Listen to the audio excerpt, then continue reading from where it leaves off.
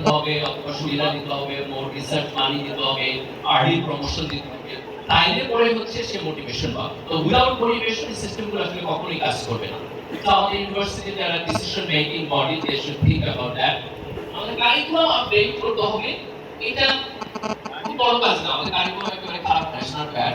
কিছু কিছু ক্ষেত্রে যেখানে মডার্ন নলেজ চেঞ্জ হইতেছে সেখানে আমাদেরকে ওই নলেজটা যেমন আসে। For one example, computer science department এখন এআই, এটা হচ্ছে খুবই ডেভেলপিং ওয়ার্ড, প্রতিদিন চেঞ্জ হইতেছে, প্রতি বছর চেঞ্জ হইতেছে।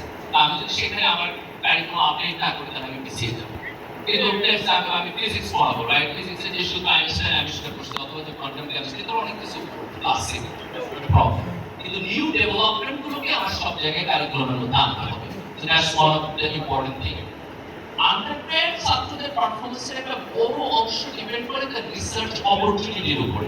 যে সে আন্ডারগ্রেড স্টুডেন্ট থাকা অবস্থায় একজন প্রফেসরের সাথে তার রিসার্চ গ্রুপে গিয়ে সে কাজ করবে এবং কাজের মধ্যে দিয়ে একটা রিসার্চ পাবলিকেশন লিখবে, তার কিছু সাইটেশন হবে, রিসার্চ ফিল্ড সম্পর্কে তার ধারণা থাকবে। আমার পার্সোনাল এক্সপিরিয়েন্স ছিল, আমি যখন পিএইচডি করতে গেছি, আমি পিএইচডি শুরু করার আগে I did not know anything. আমার ফিল্ড সম্পর্কে আমার কোনো জ্ঞান ছিল না, আমাকে শুরু করতে হয়েছে জিরো থেকে। কিন্তু আর এক্সপেরিয়েন্স